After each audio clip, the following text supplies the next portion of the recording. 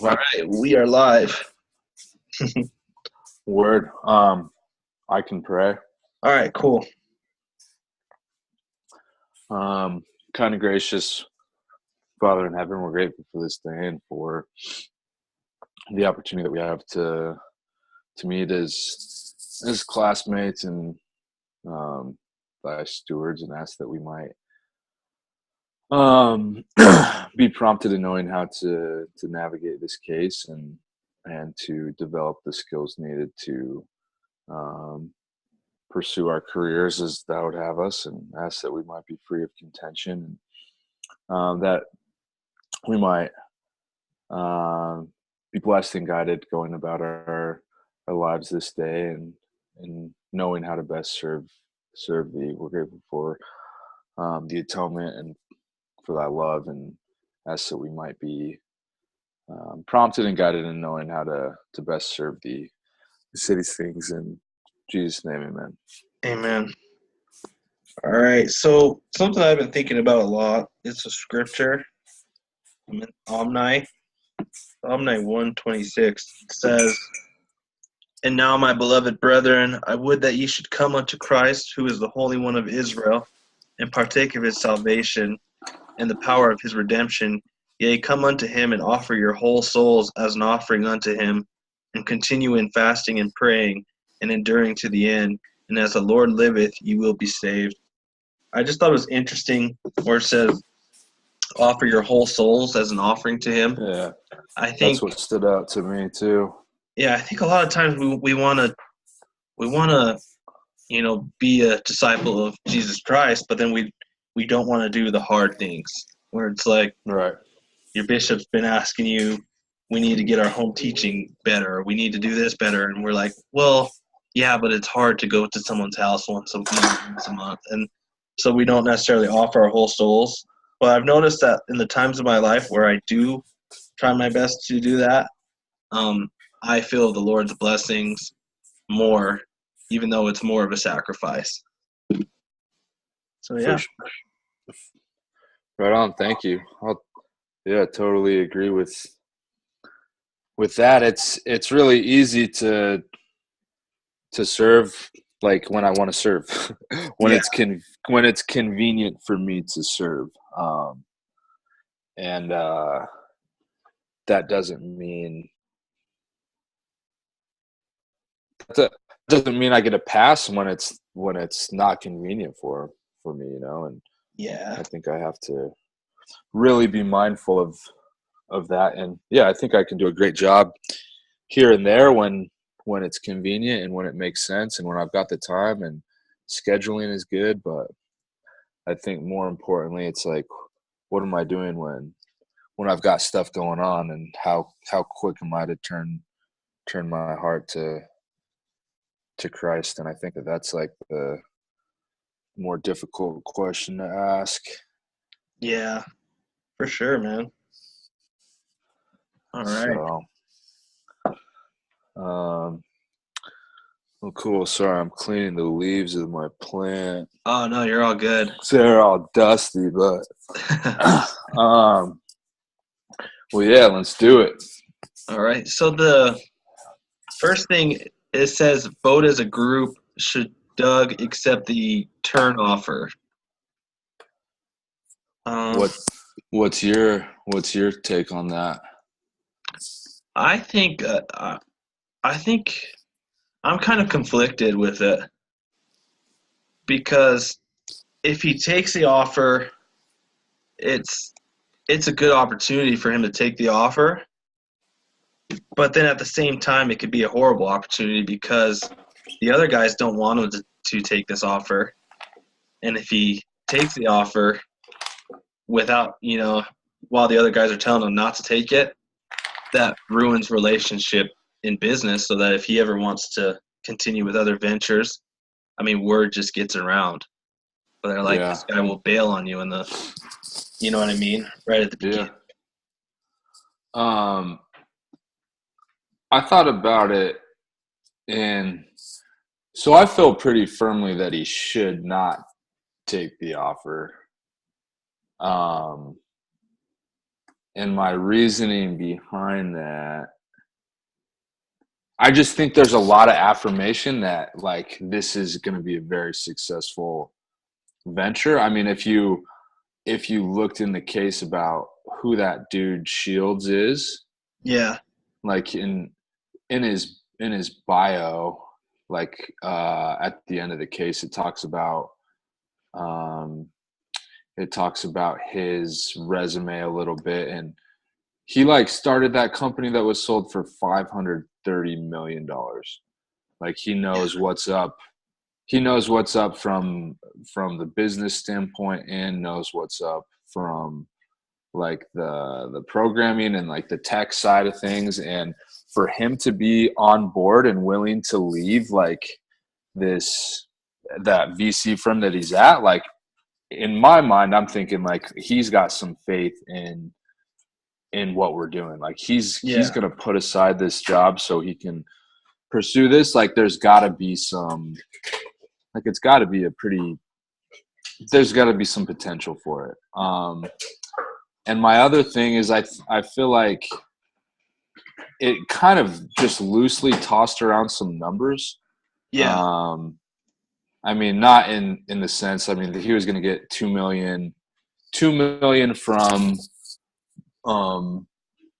what's his name? Scoogins. I can't remember what their company is called, but 2 million cash, 2 million in stock options.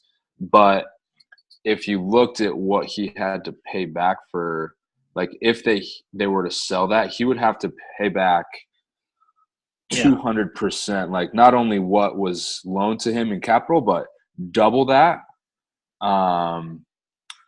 If he were to sell the venture before the next round of funding, is at least how I understood that. Yeah, that kind of segues into one of the future questions is what would he have to pay back? That's one thing they ask kind of. And that's why I'm on board with you with him to not take this offer. And kind of the same thing is I feel like it can be successful, and also on the lines of you don't want to burn bridges in business because it never ends up good. And that Tom Shields is probably not a bridge you want to burn. For sure not. So it says in the case that there's been other acquisitions of 300 million or more, like in the similar field. And then down below in the exhibits, it says it lists 5 other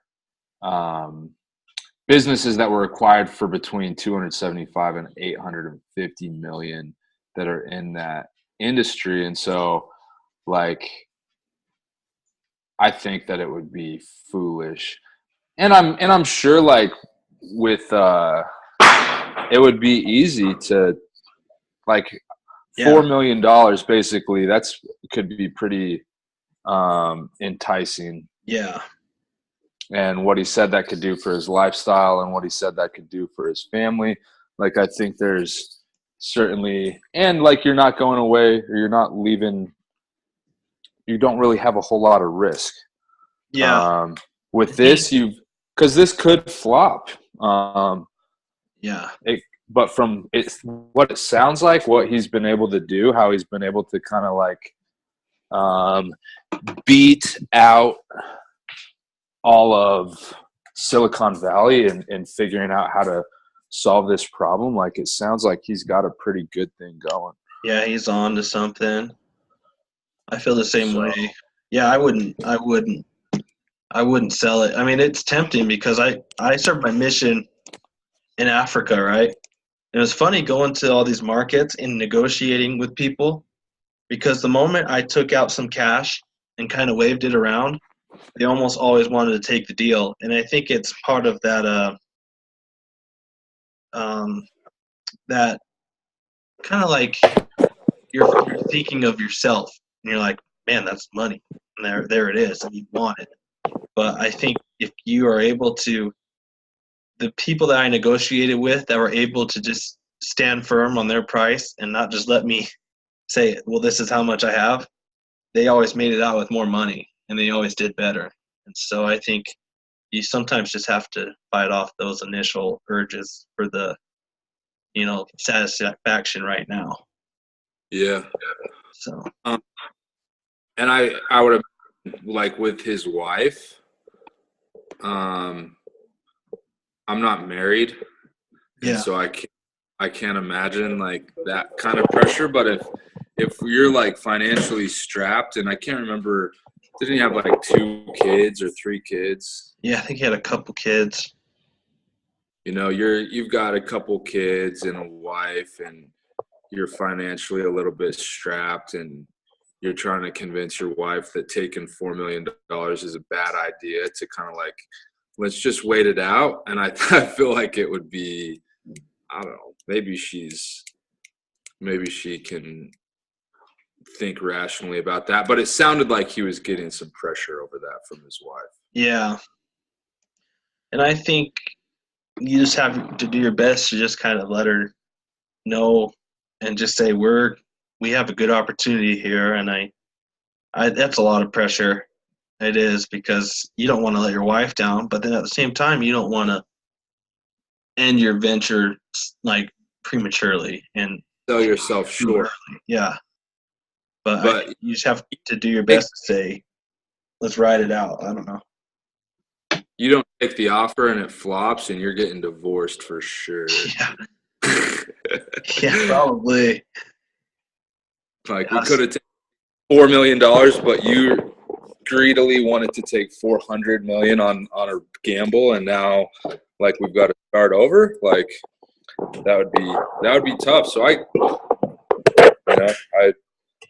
I'm sure that appeal to emotion and logic, like, it's not like $4 million is a tiny little bit of money either. Like, that could change your life. That could for sure change your life. But $400 million, like, that could also, it's almost like, do I take the money now and I'm set for life, or do I try to wait and build this thing and then my kids and their families are set for life? Well, yeah, and I mean, that's kind of how I would think of it. Sure, and I mean, I don't know, from like a church or a service standpoint, I don't know that there's many things that we can give that are more valuable than our time. Yeah. I mean, certainly our money is valuable, but I think our time goes a long way, and that kind of money, I mean, if you wanted to, I mean, think about what you could do from a service standpoint. Go on missions, I mean, you could do a lot of so I don't know, but I think it would be, I don't know, worth the risk. Yeah, I do too. I totally agree with you on that.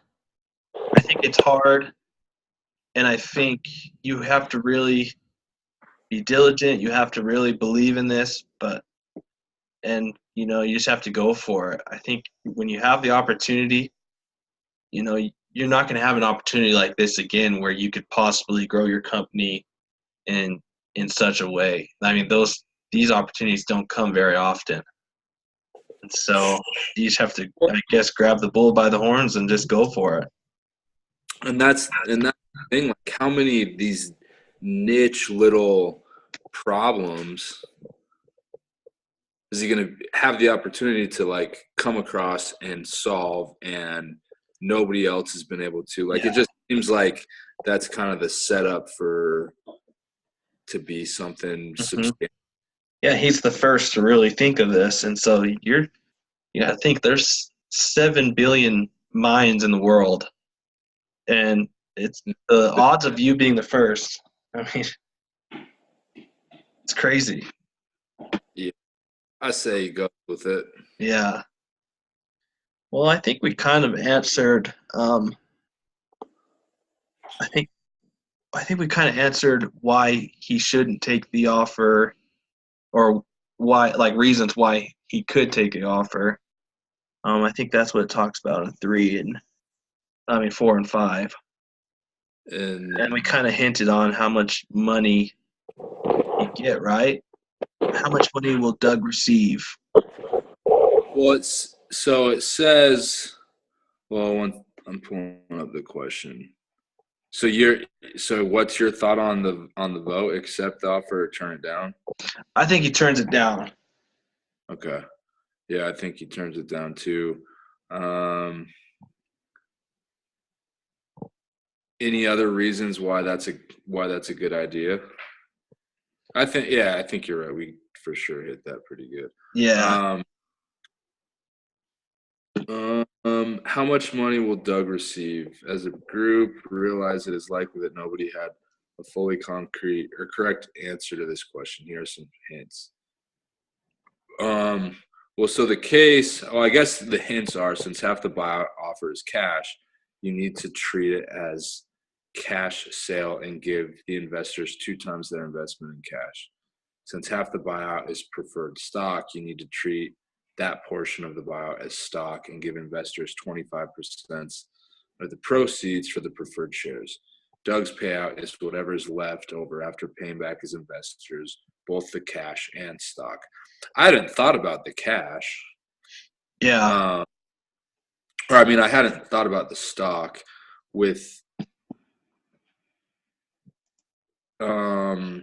because so he offered, or he had $300,000 of funding from 3 different investors, right?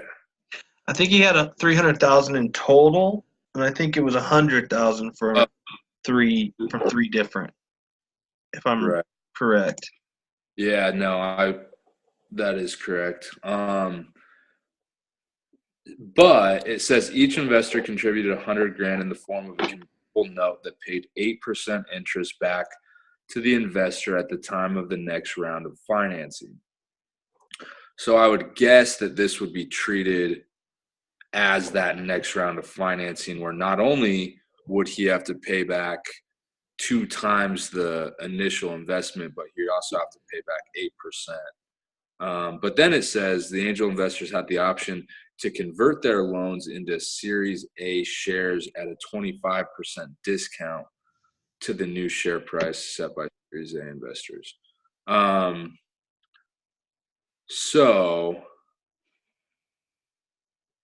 And it says each of the angel investors also had the option to increase their initial investment up to a total of 156,667, which I thought was kind of weird, but that basically ups. And I don't know, what are your thoughts on that last part about the investors being able to increase the capital they contributed? Man, from what I think of this, I think when they throw around the money of like how much you'd get if they bought him out, I think just like he probably wouldn't do as good as we maybe initially thought. Be getting like half. Yeah, I don't know.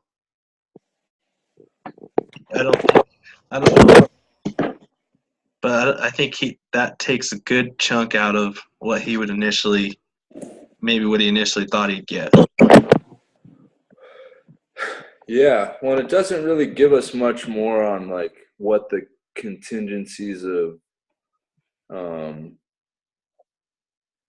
Yeah, like I imagine there'd be like a contract that talked about these things. Yeah, was that in any of the exhibits or anything? I don't think so. I don't remember it. I think this is kind of a guess, and my guess is he'd be giving out a lot of what they offered, and he wouldn't be making as much as like when I first saw the offer, my eyes kind of lit up like, man, that's probably be pretty awesome. But then when you think about all he has to pay back, I don't think it's as good as what I initially thought it would be. Yeah. I think he'd probably be getting half of the money and maybe even less. Um, yeah, well, my Excel won't open. I'm trying to, because yeah, so there's 300 grand that has been invested in this company, but I guess I'm thinking, like, if I'm an investor and this company is going to get acquired, like, why would I not? Like, I'm 100% guaranteed making my money back. Yeah. So that goes from 100 to 156. And that's kind of what it talks about in the next question is why do they want it says why do they want Doug to reject the turn offer? Won't they get a pretty good wouldn't Washington get a pretty good return on his investment?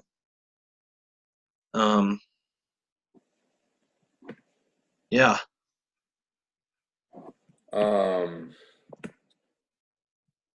Yeah, well, so just on in the chance that they were to take that additional, like, option to increase their revenue, Doug would have to pay them $940,000. Yeah. I think if they were to do, I don't think, and I have no idea, I would imagine that they wouldn't be able to exercise that option and get the percentage back, or maybe they could get the interest, but not for the Series A, the 25% discount on the preferred stock.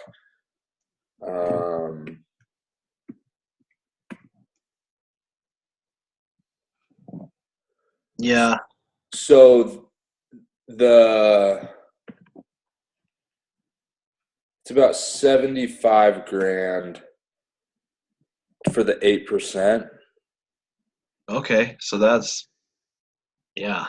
Well, so that ends up being 1,000,000 $15,202.16. And that's if the investors wanted to exercise that option, increase their capital, and get that back times and a half with the 8% interest from the bond. I don't really know how to do the what would happen for the stock. I mean, I guess if it's $2 million of stock, it doesn't matter if it's $5 or $100 a share. It's still $2 million of stock. If you're repaying $100,000 at a 25% discount, that means you're getting 120, right? Yeah, something like that. So yeah, I don't think this buyout would be so amazing for him. Well, but also we have to think that 100 grand is going to be doubled. Mm-hmm. I don't know if the 25% would be applied to the doubled amount or the initial amount.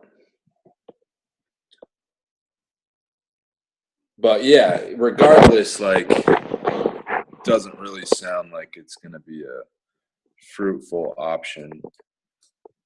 I mean, he'll probably walk away with like 2.5 or 3. Yeah, not like what we thought, for sure. I think he I would personally I would stay with it. Yeah. Cuz yeah, I mean, that's crazy. There's a lot more money you could potentially get. When you think about it, like, realistically, so first of all,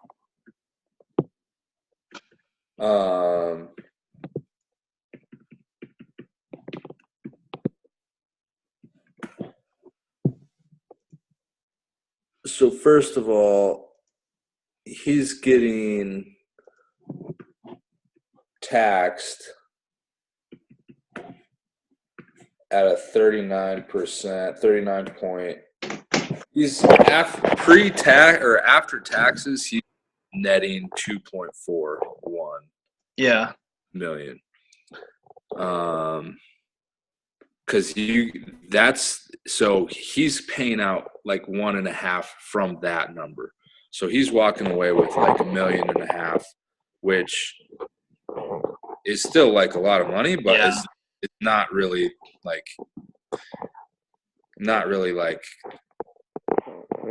the kind of money that he's probably capable of receiving. For sure.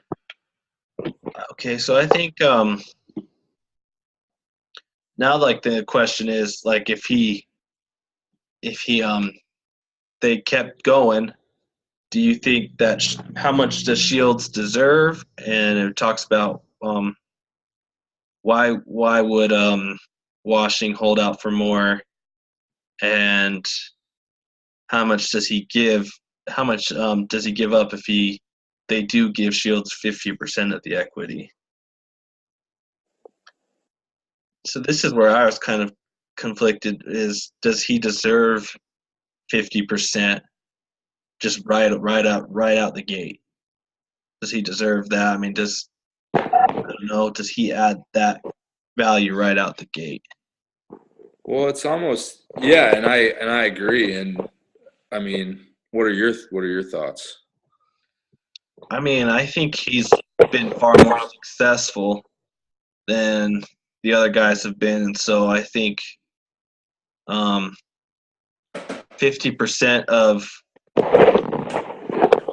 what 500 million is a lot different than 50% of one or two or three or four. So For sure.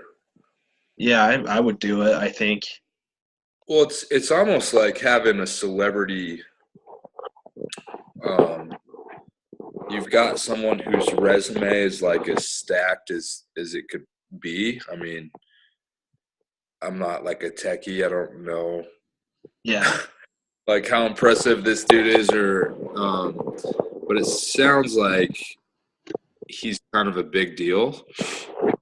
And I think what he can contribute, not only in knowledge, he also has a lot to contribute in like what that'll do to it. I think any investor is going to be much more willing to invest in something with a guy like Shields on the team. You know, Yeah. he's proven himself. I mean, $500 million company. He's got some stuff to contribute to that team. And honestly, thinking about it like that, I don't know if I was Doug, I don't know if I would do it without Shields. Yeah, I don't think he can. I mean he could try, and I think one thing like in question 8 talks about if he rejected the offer from Turn, could like he use it as an advantage, and I think in a way maybe he could with Shields, and to say I have this offer, I could take this right now. Would you be willing to take, just 40% or something like that? So he Right. still owns the most equity. So, but I don't think he could do it without this guy's expertise. Well, one of the things, I don't know if I can find it, but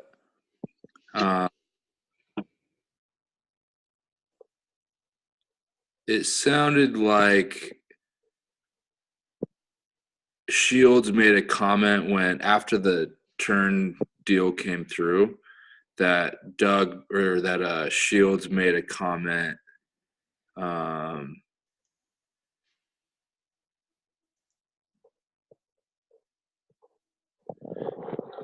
Oh, okay. So this is right after the call came through for the offer, and this is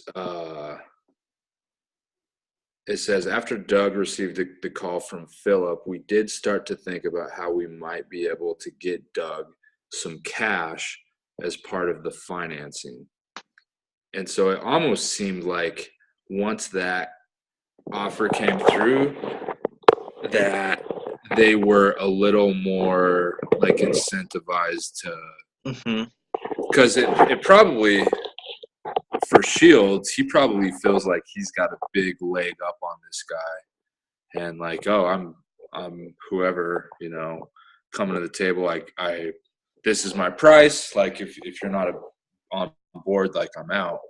And but he's kind of like bluffing, like he wants to be part of this and sees the potential. Now that this like little bit of cash comes into the picture for someone who's not like a half billionaire, like that might be enough for him to walk. And now all of a sudden he's saying, well, maybe we can include some cash as part of the financing. Like maybe we can Yeah. renegotiate some of it. So, um, yeah. How much? Yeah, I don't know. Yeah. No, I agree for sure. I think, yeah, I agree. I think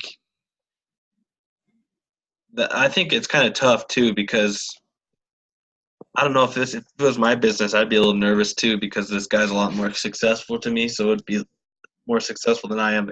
It'd be a little intimidating for someone that's worth a lot more money than I am to like try, because you always worry if they're gonna, you know, Honor their and snake you or anyway. I mean, it's a, they always say it's a dog eat dog world in business a lot of times, and that's one thing I'd be nervous about. But I think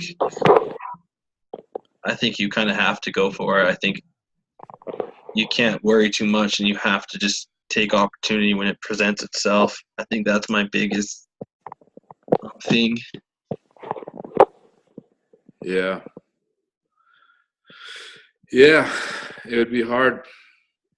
Think about like intellectual property being stolen and Shields being like, "All right, well, sue me," Yeah, and and he's got a $500 million to like throw at a legal battle, and he's probably got better lawyers. You know what I mean? It's just like, Doug got nothing to fight that. yeah, And yeah, I never really thought about that. So So what do you think Shields deserves? Like 35? I mean, I to make it like really enticing for him, I'd probably go 40%. I Yeah. don't know if he goes for much more underneath that. He wants to be up there. So I'd probably give him 40%, but I still would want to be, I would give him enough where I can still be the guy that's the deciding factor on a lot of decisions. Let him be the deciding fact. Oh, no, let me. Um, what's his name? Cosman. I let him so that he could give me all the advice and what he would do, but then I could still trump it. I could still trump him and say I'm the majority holder. So like chairman of the board or Yeah. majority. So I'd still have majority rules. Yeah. Um. Okay. Why does Washington want Doug to reject the turn offer? I think he sees opportunity, and even though like he has an opportunity for his return on investment, I think he's kind of thinking how we're thinking as well, and he's thought, you know what, millions and millions and millions is way more than just a few million. And Yeah. so I think he sees an opportunity. He's willing to stick it out because he knows he can get a much larger return. First. Yeah. And it said like that he was kind of his friend and like had some integrity and Hmm. wanted to do what he thought was best, or wanted Cosman to do what he thought was best. Um, won't Washington get a pretty good return on his investment? says why hold out for more. I don't. So and that's I don't know if I understood that stuff Yeah. very. Yeah, I don't really. I'm not sure how much he gives up if Doug gives up the 50% up to Shields. Trying to think. I don't remember everything I read about that. That's where I'm kind of confused. Who is Washington? I think he's the initial investor. One of Washington's partners at Sequel. Well, because there was the initial three investors, so Washington isn't that guy or one of those guys, is he? No. Um. So this is a guy from like, would it be from the Series A? Yeah. So Yeah. one of Washington's partners at Sequel. Okay. So is it?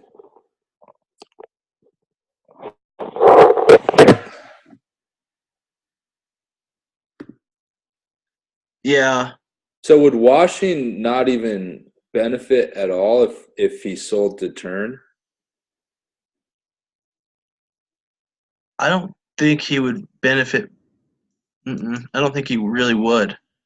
Because the investors at Sequel that would be for like the Series A round wouldn't get you like that wouldn't happen Yeah. if So. Yeah, I don't think he would really benefit.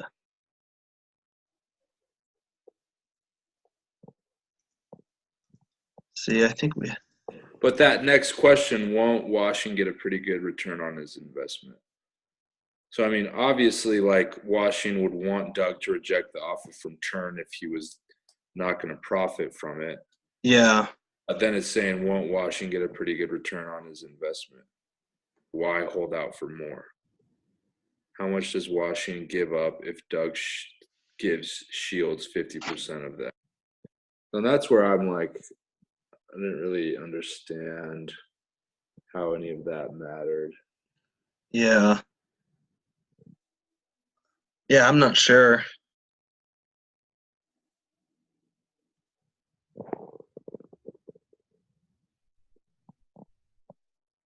Shoot. I think we're starting to run out of a little time. I think we only get like 40 minutes.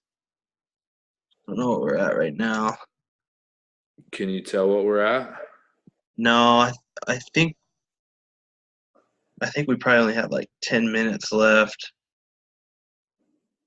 I don't see anything here.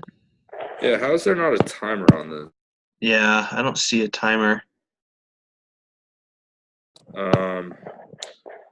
Okay, well, Let's just try to answer what we know, I guess. yeah.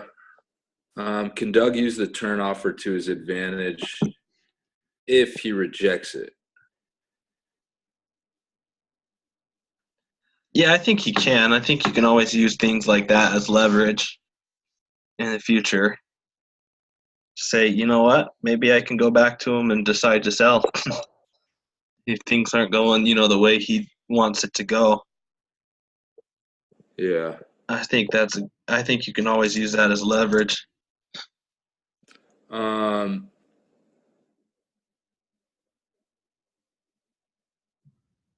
it has like these additional cases, case B, case C. Yeah, Did you read those? I kind of skimmed through them.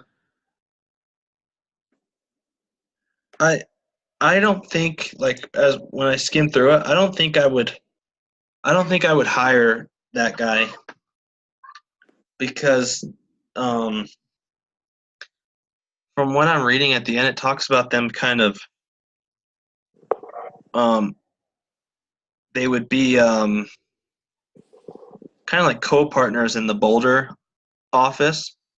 Yeah. Like they would work together, and I just think when you have multiple leaders, sometimes things become really complicated. And so, like when it talked about like in in like number 10, it talks about how would it affect the following. I think when you have too many people at the top, it messes with your culture in a way like people are like, who do I talk to? Who do I go to? And then I think that's kind of like the main point I have for like all of those things is no one really knows who they're supposed to talk to because there's so many people at the top. Who are they supposed to interact with? Did you see that email that like in that PowerPoint for KC? I'm opening it right now. It just said it's like an email from that guy, his bar, Uh-huh. and it says Doug continues to be disruptive. His salary is $170,000. He holds the CTO title, which I should have. His team wasn't functional and has been replaced. At the board meeting today, do the right things for the company. So it sounds like he's trying to like squeeze into John or to Doug's role.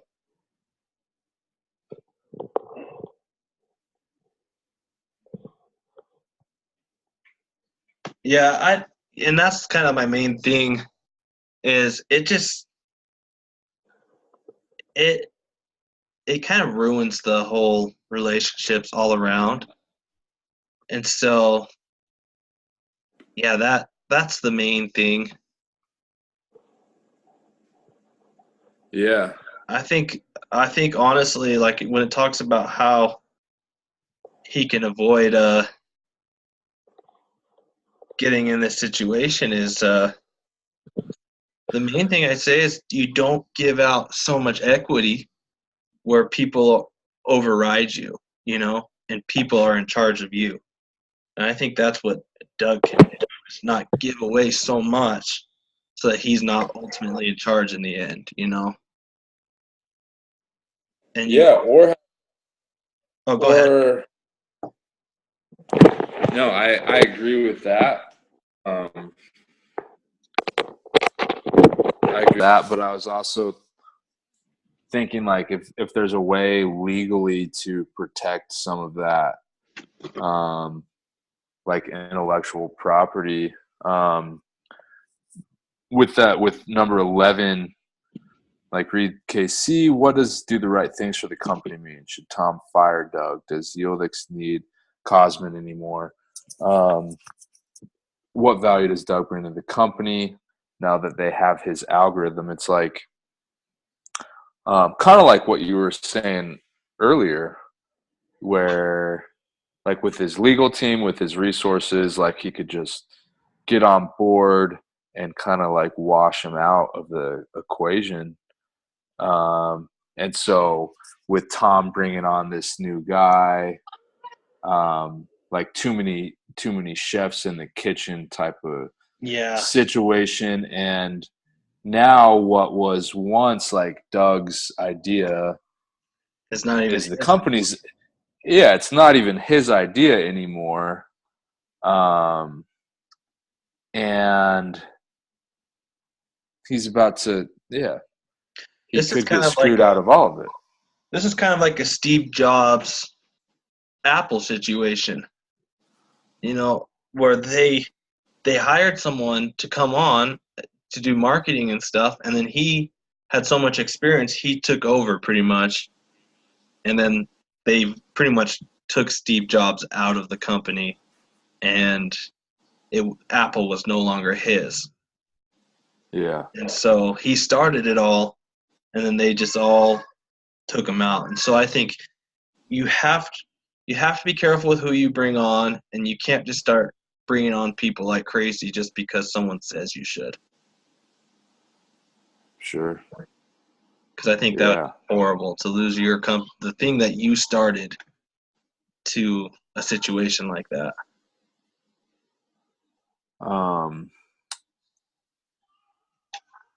Yeah, I agree, man.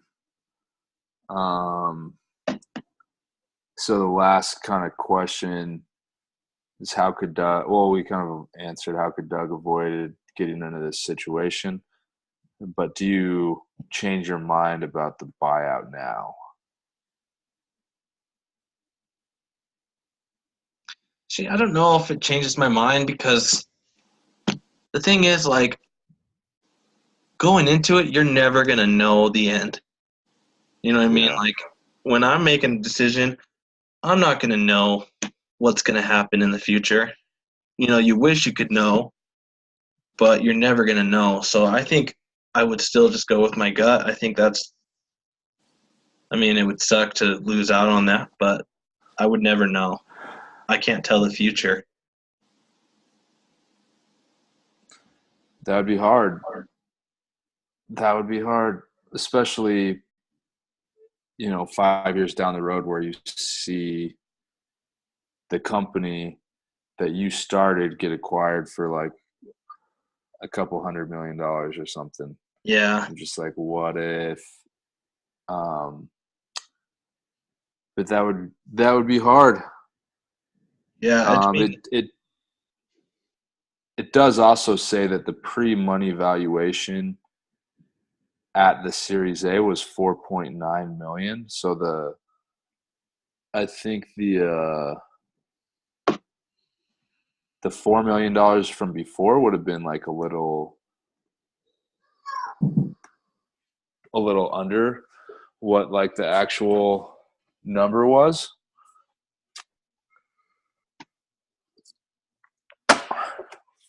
It says that in the case B, yeah, but um, yeah, man, I think with the equity and having some type of like, you would think a patent, or I wonder if there's a way that even with bringing more people on board, you can still have like intellectual property rights to that stuff that could have helped avoid Doug getting into that situation. yeah. And I think you can. I think you just have to do your best with finding people to consult with and just really analyzing it because we could sit here and look at the case and say he shouldn't take it, the buyout, or he should. But Right. I mean, I don't think we have enough information to know what he should do. And I feel like if we were in the situation, we would collect the data in a way that we would know almost for sure what we should do or feel good about what we're going to do. Yeah. Well, what about that question? Like, what should Tom do? When it says, like, in that email, it says, do what's right for the company. Yeah. And so, like, should Tom fire Doug? Does Yieldix need Cosman anymore? Honestly, I think if it sucks, but I think he would fire him. He'd fire Doug probably. Man, he gains more by firing him than he loses by not. So How so? I mean, because when you lose someone that's at the top, and now you have more control over certain aspects of the company where he might not have had at first. Yeah. I think he gains more control and more power by losing Doug.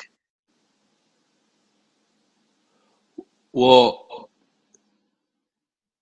yeah, I don't know if I understand it fully, because the capitalization chart down below on that one says that Doug maintains 50% of the common stock, Yeah, and that's that true.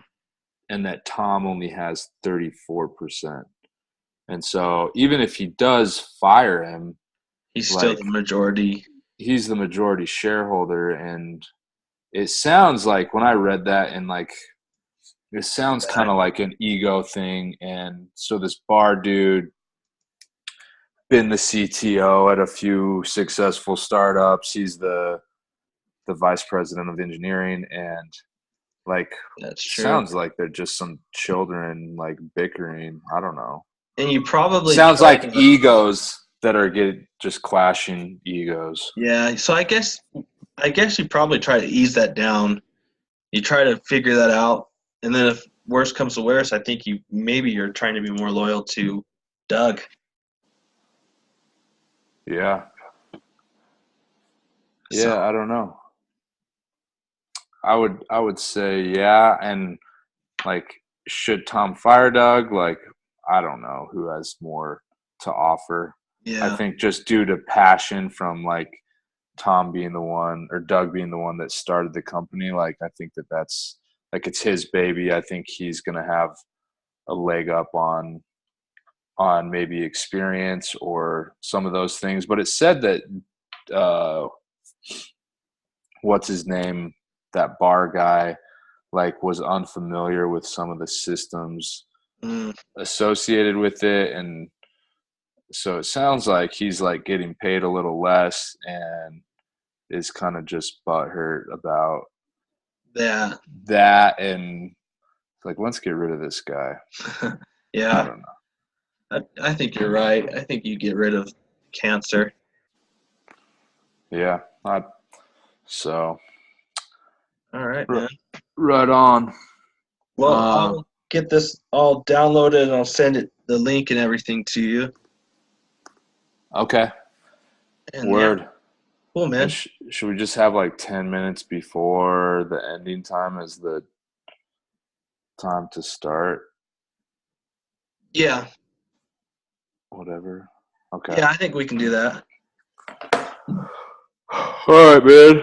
All right, man. Well, good discussion. Let's plan on like Wednesday if you want to do that again. Yeah, I think that works for sure. Or yeah, Wednesday. I don't know what you're doing Tuesday. I might be having some free time like Tuesday afternoon, like at 2:30. Yeah, Tuesday Um, would be good.